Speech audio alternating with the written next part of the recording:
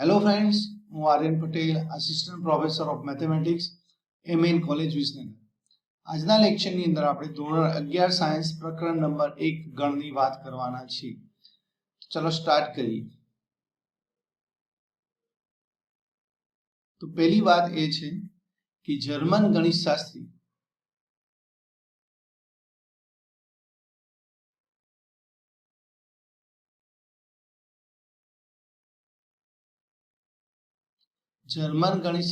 George Cantor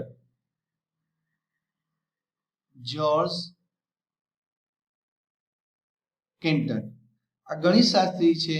એ ગણિતશાસ્ત્રીએ ગણની સંકલ્પનાનો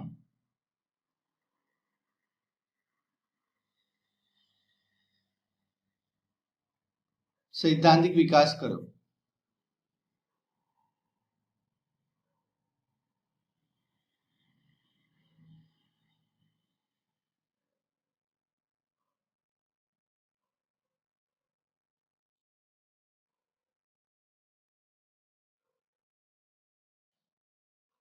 તો ગણની સંકલ્પનાનો સૈદ્ધાંતિક વિકાસ કરનાર જે ગણિતશાસ્ત્રી છે એ જ્યોર્જ કેન્ટર છે. હવે ગણ શું છે એની વાત કરીએ તો ગણ એ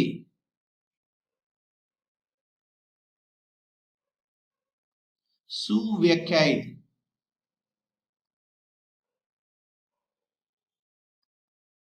વસ્તુઓનો સમૂહ છે.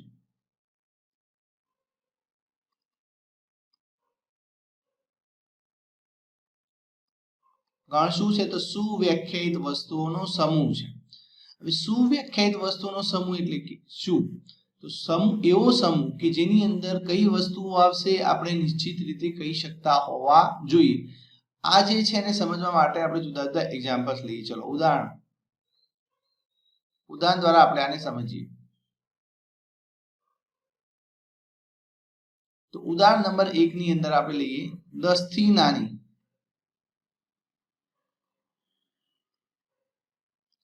અયુગ્મ પ્રાકૃતિક સંખ્યાઓ લઈએ.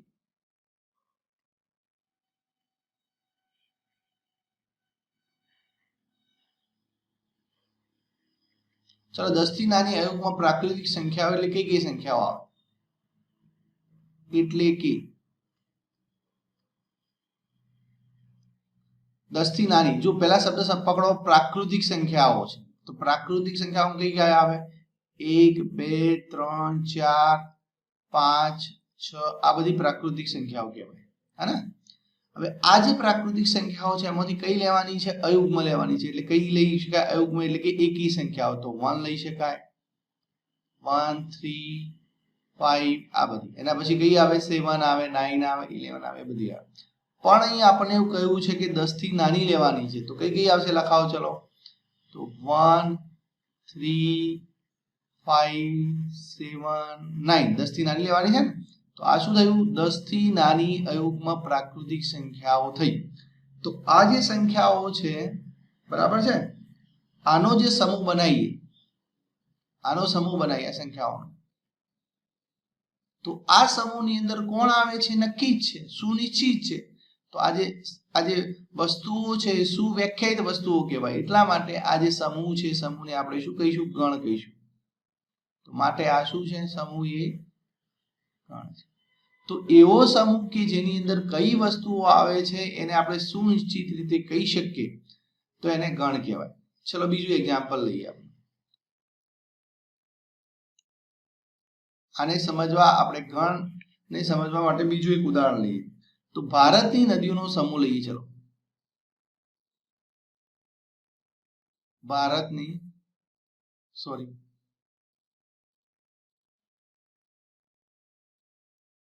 ભારતની નદીઓનો સમૂહ લઈએ.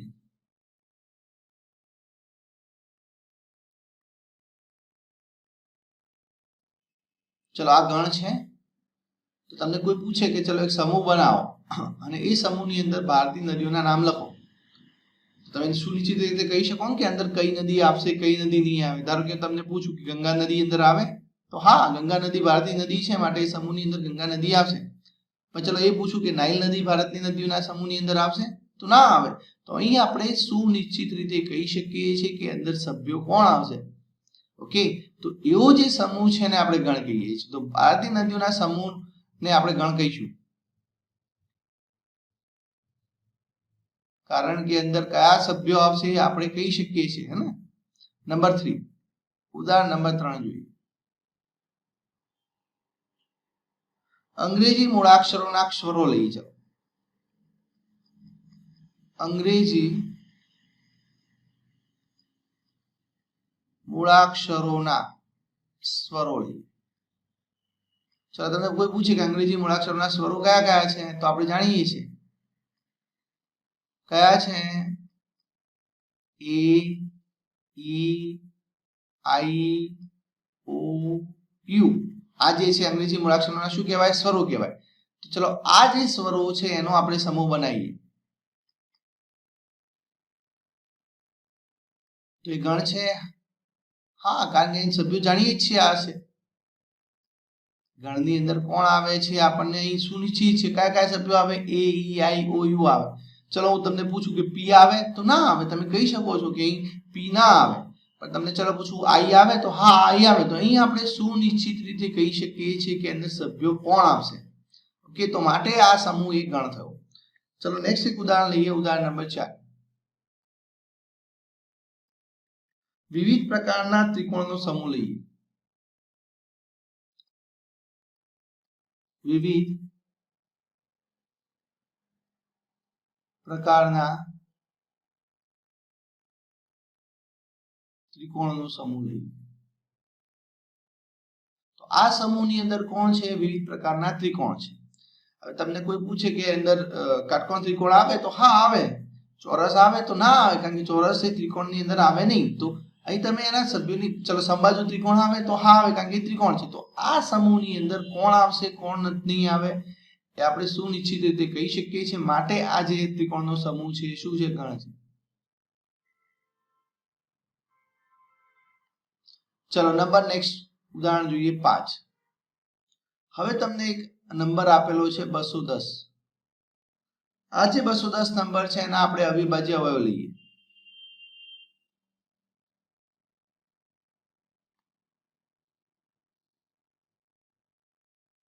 ચલો, અવિભાજ્ય અવયવ કયા કયા થાય તમે આના જાણી શકો છો? અવિભાજ્ય અવયવ તો તમે એક મેથડ જાણો છો અવિભાજ્ય અવયવ શોધવાની. કઈ મેથડ છે? આ મેથડ છે. જુઓ, હું તમને સમજાવું.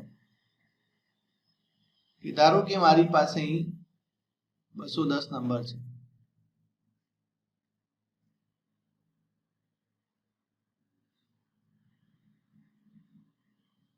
તો 210 ને કઈ સંખ્યાઓ ભાગે જોઈએ. પણ અહીં ધ્યાન રાખશો, અવિભાજ્ય અવયવો જ લેવાના છે. અવિભાજ્ય સંખ્યાઓ એટલે કઈ છે? આવે 2, 3, 5, 7. આ બધી અવિભાજ્ય સંખ્યાઓ. તો પહેલા હું કોના વડે ભાગવાનો પ્રયત્ન કરીશ? અવિભાજ્ય સંખ્યા 2 વડે. ચલો, તો 2 વડે ભાગીએ તો ભાગી શકાય. હા, બીકોઝ પાછળનો જે છેલ્લો અંક છે 0, 2, 4, 6 અથવા 8 હોય તો ભાગી શકાય. તો અહીં 0 છે તો ભાગી શકાય. તો 2, 1, 2. હવે 1 ને તો ના ભાગી શકાય, તો આખી 10 સંખ્યા લેવી પડશે. તો અહીં 0 મૂકી દઈએ. 2 5 10. ચલો, હવે આ સંખ્યાને 2 વડે ભાગી શકાય? ના ભાગી શકાય, કારણ કે છેલ્લો જે અંક છે એ 5 છે. જે 0, 2, 4, 6, 8 નથી. માટે આને 2 વડે ના ભાગી શકાય. હવે નેક્સ્ટ અવિભાજ્ય સંખ્યા કઈ આવે? 3. ચલો, 3 ને ચેક કરીએ. તો 3 કઈ સંખ્યાને ભાગી શકીએ? કે જેના અંકોનો સરવાળો ને તમે 3 વડે ભાગી શકતા હોય એ સંખ્યાને 3 વડે ભાગી શકાય. તો ચલો, આના અંકોનો સરવાળો કેટલો થાય છે? 5 + 0 + 1 એટલે 6 થાય. તો 6 ને આપણે 3 વડે ભાગી શકીએ છીએ. માટે આ સંખ્યાને પણ 3 વડે ભાગી શકીશું. તો 3 × 3 = 9. હવે કેટલા વધશે? 1 વધશે. તો 3 × 5 = 15. હે ને? હવે આ સંખ્યાને 3 વડે ભાગી શકાય? તો ના ભાગી શકાય, કેમ કે 5 + 3 8 થાય. 8 ને તમે 3 વડે ભાગી શકતા નથી. તો આ સંખ્યાને 3 વડે ભાગી શકાય નહીં. હવે નેક્સ્ટ અવિભાજ્ય સંખ્યા કઈ આવશે? 5. ચલો, 5 વડે ભાગી શકાય? તો હા, કારણ કે છેલ્લો અંક 0 અથવા 5 હોય એ સંખ્યાને તમે 5 વડે ભાગી શકો. તો આ સંખ્યાને આપણે 5 વડે ભાગી શકીએ. તો 5 × 7 = 35. ઓકે, ચલો, નેક્સ્ટ કોણ આવશે? તો નેક્સ્ટ અહીં 5 વડે નહીં ભાગી શકાય. હવે નેક્સ્ટ અવિભાજ્ય સંખ્યા કઈ આવે? 7. 7 × 1 = 7. તમે અહીં નક્કી કરી શક્યા કે અવિભાજ્ય અવયવ કયા કયા છે? તો કયા છે અહીં?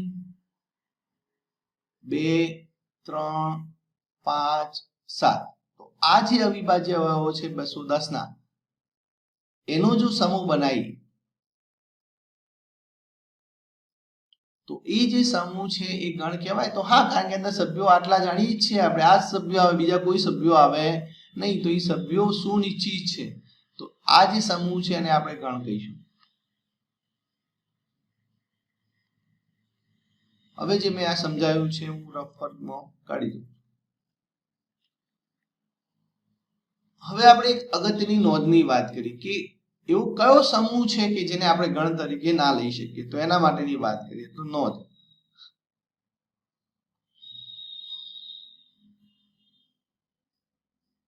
તો નોંધની અંદર આપણે એક એવો સમૂહ લઈશું કે જે ગણ નથી. તો કયો લઈએ? તો દુનિયાના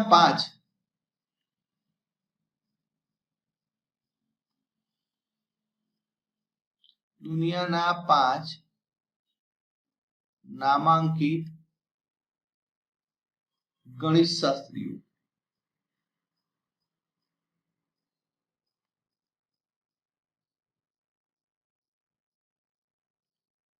નો સમૂહ લઈએ છીએ. સોરી,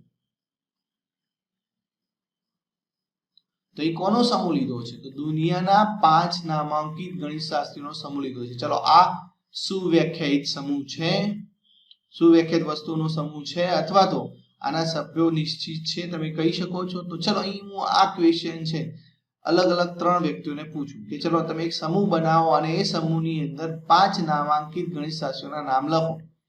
તો ચલો, ત્રણેય અલગ અલગ નામ લખ્યા છે. તો તમે કહી શકવાના કે ત્રણમાંથી સાચો કયો છે? કારણ કે આપણે નક્કી કરી શકતા નથી કયો છે, કારણ કે દરેક વ્યક્તિની જે દ્રષ્ટિએ અલગ અલગ ગણિત શાસ્ત્ર નામાંકિત હોઈ શકે. તો વ્યક્તિ વાઇઝ આ જવાબ બદલાઈ શકે છે અને એમાં આપણે સુનિશ્ચિત રીતે કહી શકતા નથી કે જે 3 જણને મેં પૂછ્યા હતા લખવાનું કહ્યું તો એમાં 3માંથી સાચો કયો છે એ હું પોતે નક્કી નથી કરી શકતો, કારણ કે દરેક વ્યક્તિએ આ જવાબ બદલાય છે. તો અહીં તમારા જે સમૂહ છે, સમૂહની અંદર જે નામ આવવાના છે, બરાબર છે, એ સુવ્યાખ્યાયિત નથી, કારણ કે જુદા જુદા વ્યક્તિઓના જુદા જુદા નામ આવશે. તો અહીં આ જે સમૂહ છે, સમૂહ એ સુવ્યાખ્યાયિત નથી.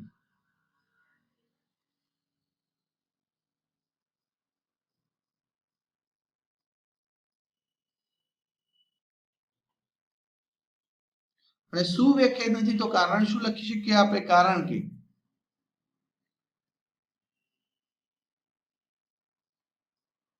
ગણિત શાસ્ત્રી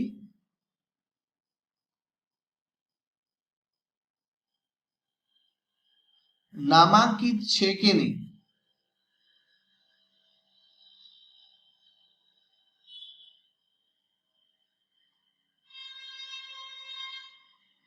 તે માટેનો અભિપ્રાય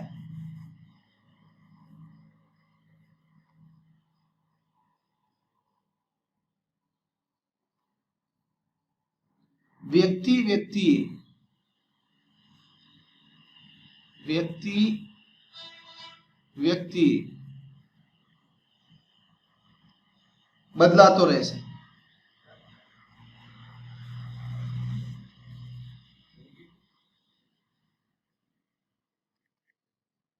આમ આ સુવ્યાખ્યાયિત સમૂહ નથી.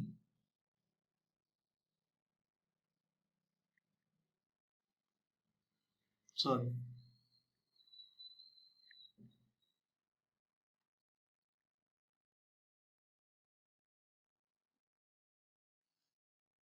કારણ કે વ્યક્તિ અભિપ્રાય બદલાતો રહેશે, માટે આ સુવ્યાખ્યાયિત સમૂહ નથી. અને સુવ્યાખ્યાયિત સમૂહ નથી માટે ગણ નથી, અને તેથી ગણ નથી. તો જો ઉપર આપણે 5 એક્ઝામ્પલ જોયા, જે સમૂહ શું બનાવતા હતા એ સમૂહ ગણ હતા, પણ અહીં આપણે નોંધની અંદર એક એવો સમૂહ લીધો કે જે ગણ નથી. હવે ગણ વિશેની જે અગત્યની વાતો છે આગળ વધારીએ. હવે ગણની વસ્તુઓ હોય એને આપણે ગણના ઘટકો પણ કહી શકીએ, ગણના સભ્યો પણ કહી શકીએ. તો ચલો એની વાત કરીએ. તો નેક્સ્ટ મુદ્દો છે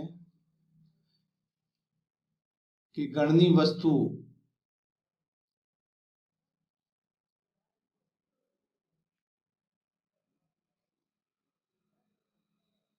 ગણની વસ્તુઓ, ઘટકો અને સભ્યો, આ ત્રણ શબ્દો છે.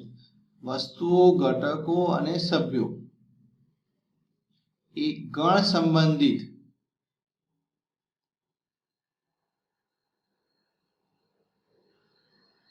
સમાનાર્થી શબ્દો છે.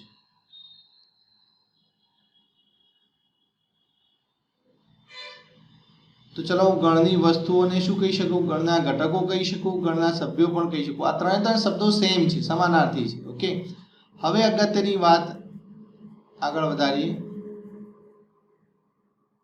કે ચલો ગણ છે એને દર્શાવવા માટે કયા સંકેતનો ઉપયોગ થાય છે એની વાત કરીએ. તો સામાન્ય રીતે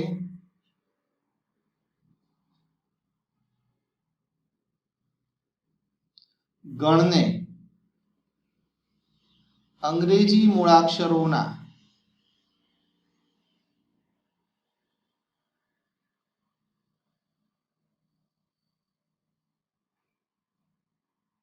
કેપિટલ અક્ષરો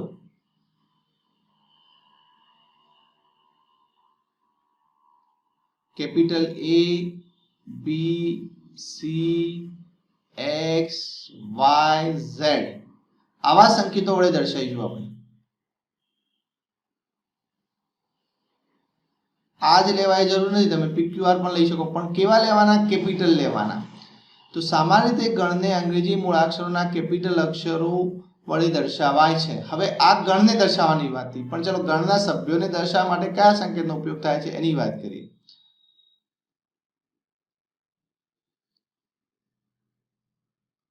તો ગણના સભ્યોને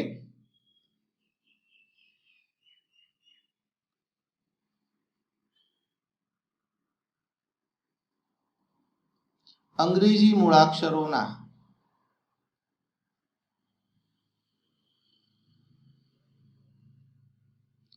નાના અક્ષરો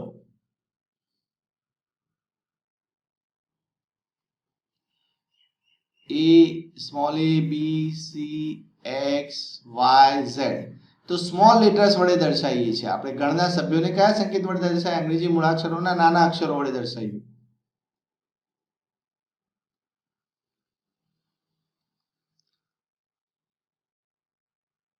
હવે આગળ વાત કરીએ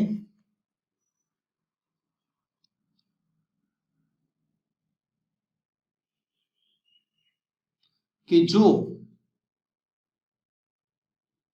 small a A capital A નો સભ્ય હોય તો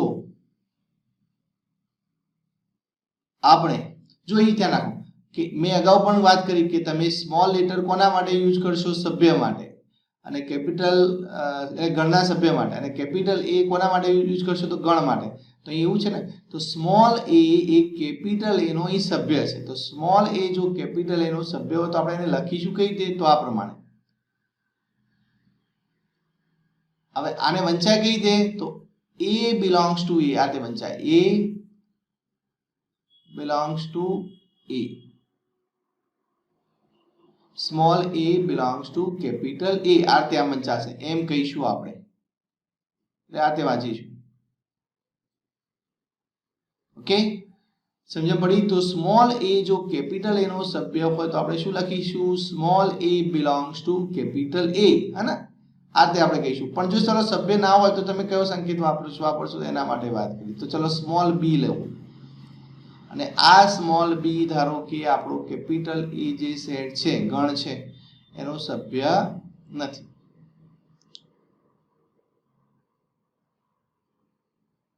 ન તો આપણે કયા સંકેત વડે દર્શાવીશું, એટલે કઈ રીતે લખીશું, તો b જે છે એ A નો સભ્ય નથી, તો આપણે આ રીતે લખીશું. બરાબર, પણ આને વંચાય કઈ રીતે, તો B does not belong to A વંચાય. આને વાંચવું કઈ રીતે વંચાય, B does not belong to A.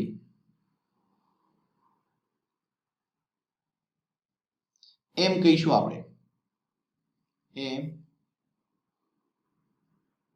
કહીશું. ઓકે, તો અહીં ધારો કે સ્મોલ એ અહીં શું છું ગણ એનો સભ્ય, તો તમે શું લખ્યું, એ બિલોંગ્સ ટુ એ લખ્યું, પણ સ્મોલ બી જે છે કેપિટલ એનો સભ્ય નહોતો, તમે શું લખ્યું, B small B A capital small B does not belongs to A લખ્યું. હવે ચલો આ વાત છે ને સમજવા માટે આપણે એક ઉદાહરણ લઈએ. તો ઉદાહરણ તરીકે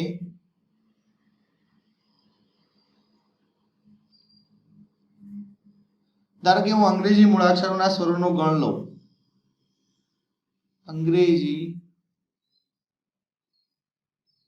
મૂળાક્ષરોના સ્વરોના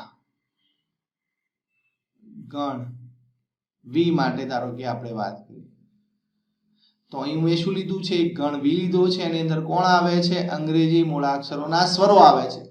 તો ઓબ્વિયસલી આપણને ખબર છે વી ની અંદર કોણ આવે, એ ઈ આઈ ઓ યુ આવે. ચલો હું તમને ક્વેશ્ચન પૂછું કે ઈ વી ની અંદર આવે, ઈ જે છે વી ની અંદર આવે, તો હા આવે છે, માટે ઈ શું લખાશે, બિલોંગ્સ ટુ બી લખાશે. હવે હું તમને પૂછું કે ચાલો સ્મોલ બી જે છે વી ની અંદર આવે, તો ના આવે, કારણ કે અંદર એની અંદર નથી આવતા મેમ્બર, આપણે જાણીએ છીએ ને. પરંતુ સ્મોલ બી જે છે એ બી ની અંદર નહીં આવે, તો ના આવે તમે શું લખી શકો, ડઝ નોટ બિલોંગ્સ ટુ બી. તો આ જે સંકેત છે, સંકેતને બરાબર સમજજો. ઓકે, હવે આગળ આપણે વાત કરીએ તો ગણને દર્શાવવા માટે બે રીતો છે, એક યાદીની રીત છે અને એક ગુણધર્મની રીત છે. તો નેક્સ્ટ વાત કરીએ આપણે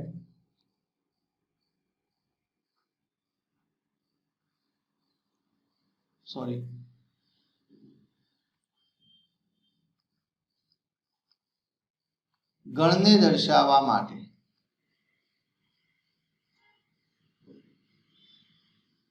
બે પદ્ધતિ છે.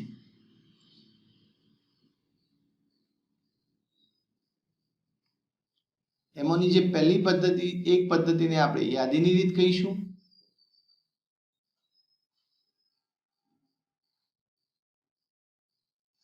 યાદીની રીતને તમે અંગ્રેજીમાં કહો તો રોસ્ટર ફોર્મ કહેવાય અથવા તો ટેબ્યુલર ફોર્મ કહેવાય.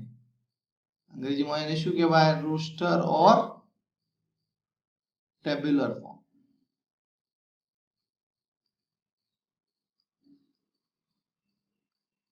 અને બીજી એક રીત છે જેને કહીએ છીએ ગુણધર્મની રીત.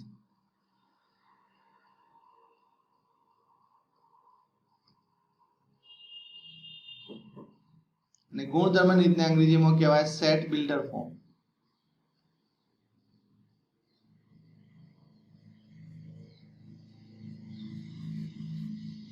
તો આ બે અગત્યની રીતો છે ગણને દર્શાવવા માટે. તો ચલો આપણે પહેલી રીતની વાત કરીએ, એટલે કે આપણે પહેલી રીત એટલે કઈ, તો યાદીની રીતની વાત કરીએ.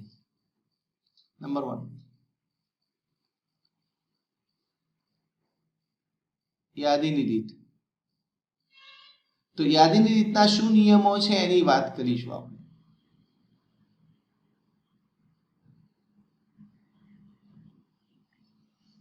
તો પહેલો નિયમ યાદીની રીતનો એ છે કે તમે કઈ રીતે લખશો હોય,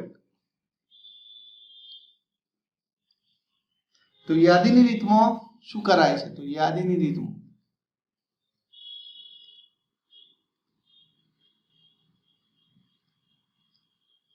ગણના બધા ઘટકોની યાદી બનાવાય છે. ગણના બધા જ ઘટકોની યાદી બનાવાય છે.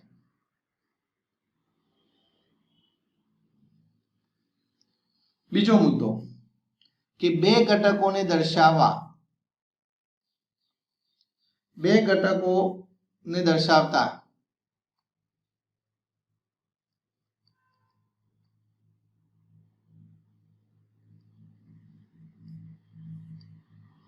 સંકેત વચ્ચે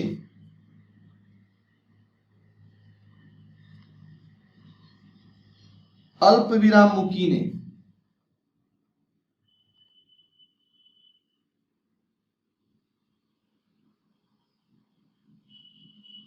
તેમને જુદા પાડવામાં આવે છે.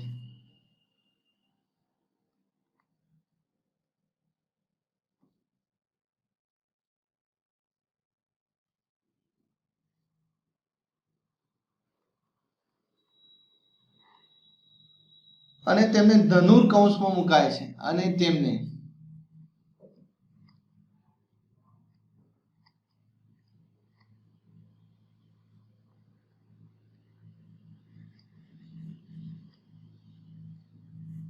ધનુર્કૌંસ એટલે આ જે છે ને ધનુર્કૌંસ કહેવાય, જેને તમે સગડિયું કૌંસ પણ કહો છો. તો આ ધનુર્કૌંસ જે છે એની અંદર મુકાય છે. તો જો બે અગત્યના મુદ્દા હતા જેની આપણે ફરીથી એકવાર વાત કરી કે યાદીની રીતમાં ગણના બધા ઘટકોની યાદી બનાવાય છે, એટલે કે યાદી પ્રમાણે લખવામાં આવે છે. હવે બે ઘટકો ધારો કે હોય, ધારો કે કોઈ ગણ છે એની અંદર બે ઘટકો છે મારી પાસે, અથવા ત્રણ ઘટકો છે, તો ત્રણ ઘટકોને અલગ કરવા માટે મેં શું કર્યું, જો વચ્ચે અલ્પવિરામ મૂક્યું, તો આ તે અલ્પવિરામ મૂકવાનું અને પછી એને એને સમ મૂકવાના ધનુર્કૌંસની અંદર મૂકવાના. તો આને યાદીની રીત કહેવાય. બે ઘટકો હોય અને બે ઘટકો મને જુદા પાડવા હોય તો વચ્ચે શું મૂકવાનું, અલ્પવિરામ મૂકવાનું, બરાબર. અને એને ક્યાં મૂકવામાં આવે છે, ધનુર્કૌંસની અંદર મૂકવામાં આવે છે. આ જે મેથડ લખવાની છે ગણને, એને યાદીની રીત કહેવાય છે.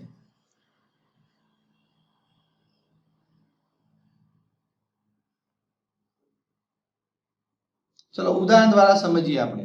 તો એક ઉદાહરણ લો.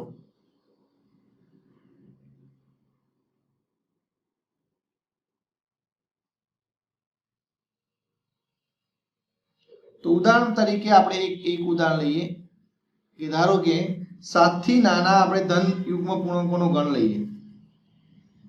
7 થી નાના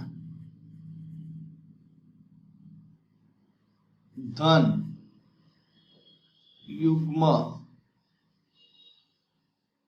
પૂર્ણાંકો નો ગણ લઈએ ને.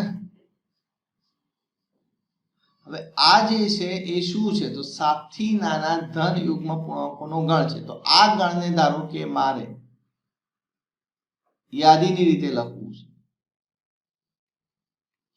તો યાદીની રીતે લખવું હોય તો આના સભ્યો આપણે શામાં મૂકીએ છીએ, ધનુર્કૌંસની અંદર મૂકીએ છીએ, બરાબર છે. ધનુર્કૌંસની અંદર આપણે એના સભ્યોને મૂકીએ છીએ.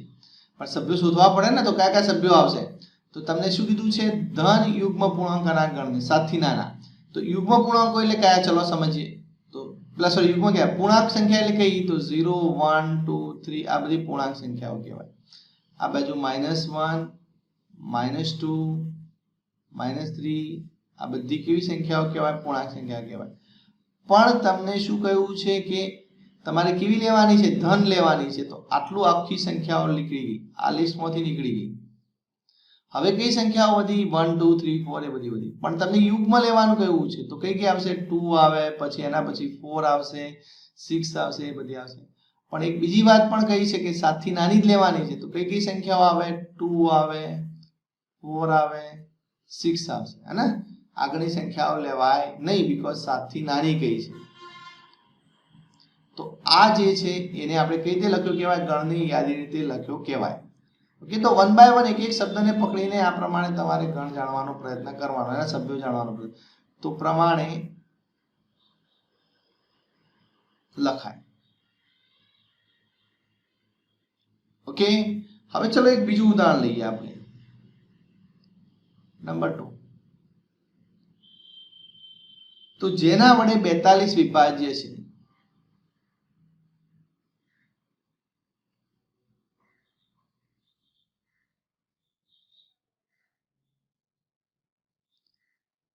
તેવી પ્રાકૃતિક સંખ્યાઓનો ગણ લઈએ.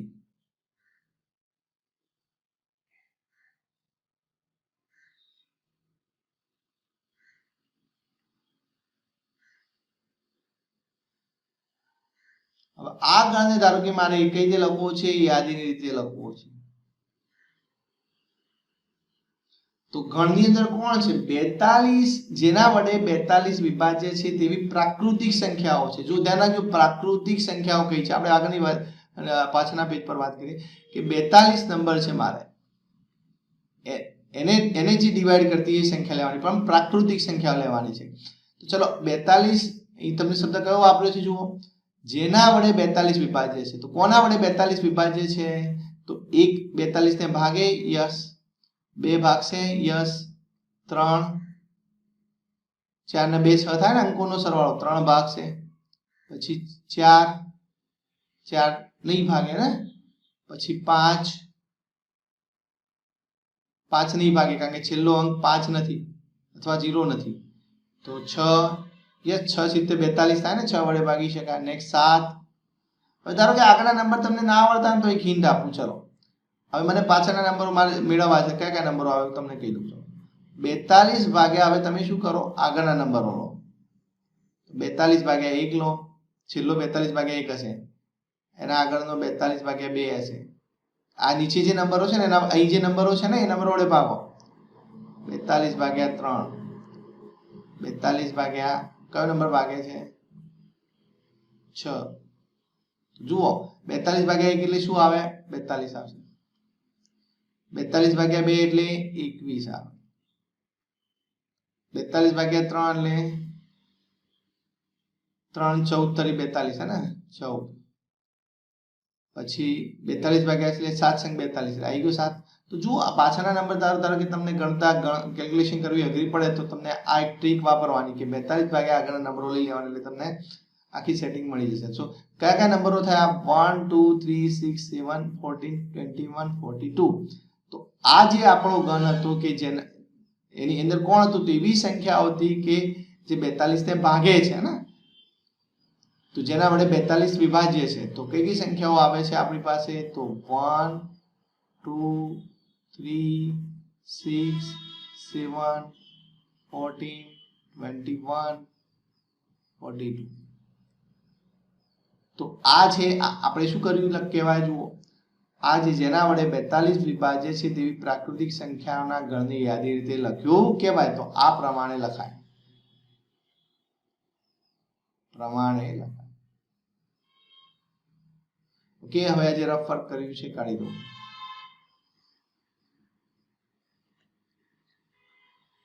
હવે એક અગત્યની નોંધ છે યાદીની રીતની અંદર નોંધની વાત કરી દઈએ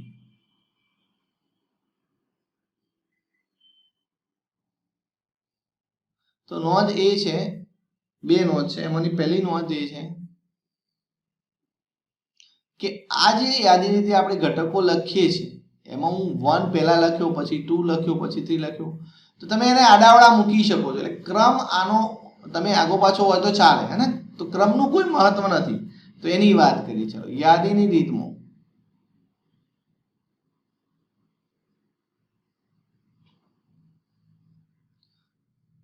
ઘટકોના ક્રમનું મહત્વ નથી સોરી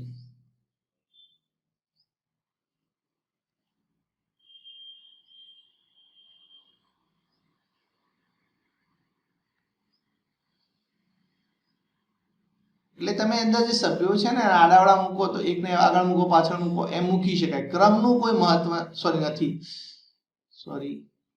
ઘટકોના ક્રમનું મહત્વ નથી હવે બીજી એક વાત કરીએ અગત્યની નોંધની અંદર કે યાદીની રીતમાં ઘટકોનું પુનરાવર્તન કરવામાં આવતું નથી યાદીની રીતમાં ઘટકોનું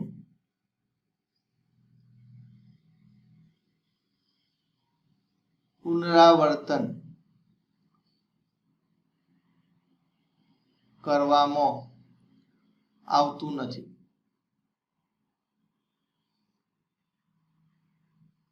સમજણ પડી તો આ શું કહેવા માંગે કે તમે આ ત્રણ ઘટક લખ્યો તો ત્રણ બે વાર લખવાની જરૂર નથી ઘટક તો કહેવાય પણ બે વાર નહીં લખવાનું તો એક ઘટક એક જ વાર લખવાનું તો યાદીની રીતમાં ઘટકોનું પુનરાવર્તન કરવામાં આવતું નથી એનો મતલબ કે અંદર જે ઘટકો લખવામાં આવે છે કેવા લેવામાં આવે છે ભિન્ન લેવામાં આવે છે જુદા જુદા લેવામાં આવે છે ઓકે તો આ બે અગત્યની નોંધ હતી એને આપણે જોઈએ હવે આપણી નેક્સ્ટ જે રીત છે એને આપણે જોઈએ ગુણધર્મની રીત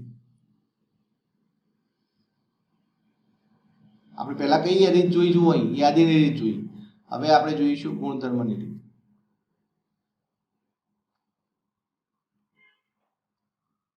ગુણધર્મની રીત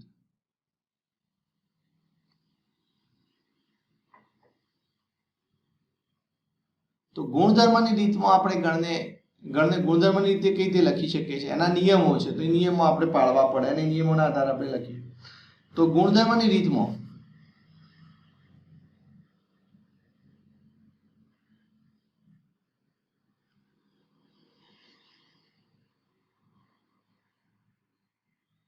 ગણના બધા જ ઘટકો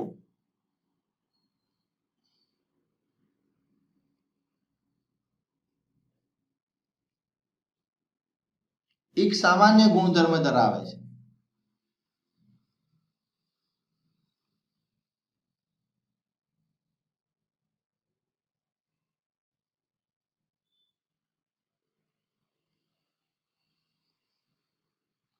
અને તે ગુણધર્મ ન ધરાવતા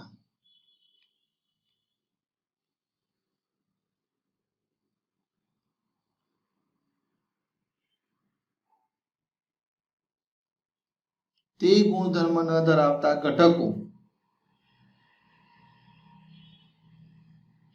તે ગણમાં હોતા નથી.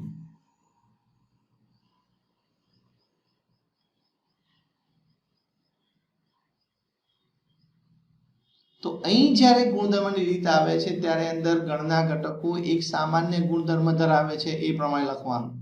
બરાબર છે. અને એ ગુણધર્મ ન ધરાવતા ઘટકો એ ગણની અંદર હોતા નથી. ઉદાહરણ દ્વારા સમજીએ. ચલો આની અંદર તમારે ગણના ઘટકો ના ગુણધર્મ વડે દર્શાવવાના. તો ઉદાહરણ તરીકે આપણે એક લઈએ. ચલો આને સમજવા માટે ઉદાહરણ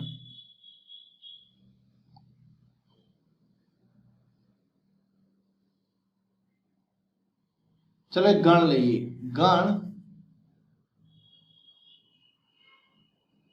એક ગણ લઈએ છે v. હવે આ જે ગણ છે એ ગણની અંદર ગણ v ની અંદર કોણ આવે છે? તો ગણની v ની અંદર આપણે સભ્યો આવા લઈએ a e i o u. ચલો આ સભ્ય લીધા. હવે આ ગણ કઈ રીતે લખેલો કહેવાય? તો યાદી રીતે. કારણ કે જુઓ અંદર ઘટકો લખેલા છે ને, ઘટકોની યાદી લખેલી છે, તો આ યાદી રીતે કહેવાય. હવે આ ગણ જે છે એને આપણે ગુણધર્મ રીતે લખવો છે.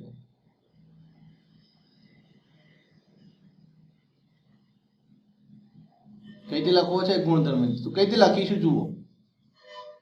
તો v બરાબર, તો અહીં હું બધા ઘટકોની યાદી નહીં લખું, એ ઘટકોને એક ગુણધર્મ દ્વારા દર્શાવીશ. કઈ રીતે? તો આ બધા ઘટકોને ફક્ત હું x કહી દઉં. જ્યાં આને વચ્ચે આ શું છે? કોલન છે. આને શું કહેવાય? કોલન. આ જે ડબલ ટપકા કરીએ છીએ ને એને કોલન કહેવાય. તો એ શું કહે છે? x છે એ આ બધા ઘટકોને આપણે x વડે દર્શાવીએ છીએ. પણ x શું છે? તો એનો ગુણધર્મ લખવાનો. અહીં શું લખવાનો? એનો ગુણધર્મ. તો ગુણધર્મ શું છે? તો આ બધા ઘટકો છે શું? તો એ સ્વરો છે. અંગ્રેજી મૂળાક્ષરોના સ્વરો છે. તો અહીં આપણે શું લખી શકીએ કે x છે એ ઘટક છે જ્યાં x એ અંગ્રેજી મૂળાક્ષરો પૈકીનો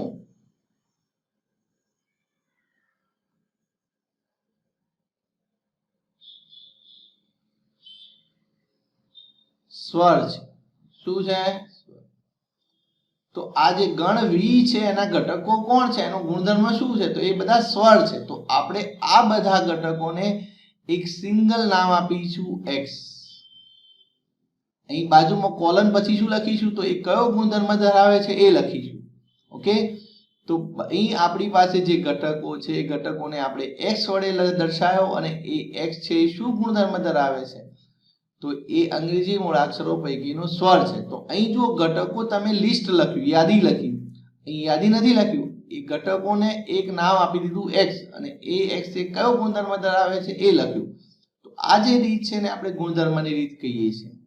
તો આપણે શું લખ્યું અહીં? તો ગણ v બરાબર a e i o u ને ગુણધર્મની રીતે આ પ્રમાણે લખાય.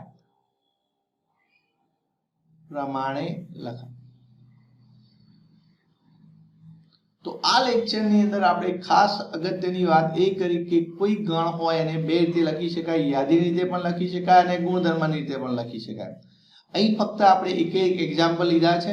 બાકીની વાત આપણે એટલે કે બાકીના એક્ઝામ્પલ્સ તમે એક્સરસાઇઝની અંદર અથવા તો ઉદાહરણની અંદર જોશો એટલે તમને બરાબર સમજણ પડશે. ઓકે. હવે બીજી એક અગત્યની વાત એ છે કે આ લેક્ચરની અંદર જે મેં વાત કરી છે એને ગોખવાનો સહેજ પણ પ્રયત્ન કરો નહીં, કારણ કે આ વસ્તુ સમજવાની છે. એને સમજો, કારણ કે આ પરીક્ષામાં પૂછાય નહીં. તમને પરીક્ષામાં તો તમને જે ઉદાહરણના દાખલા છે અથવા તો એક્સરસાઇઝના દાખલા છે એ પૂછાય. તો આ પૂછાશે નહીં, પણ આને સમજશો તો તમને દાખલા સરસ રીતે સમજણ પડશે. ઓકે. તો બાકીની વાત આપણે નેક્સ્ટ લેક્ચરની અંદર કરીશું. Thank you.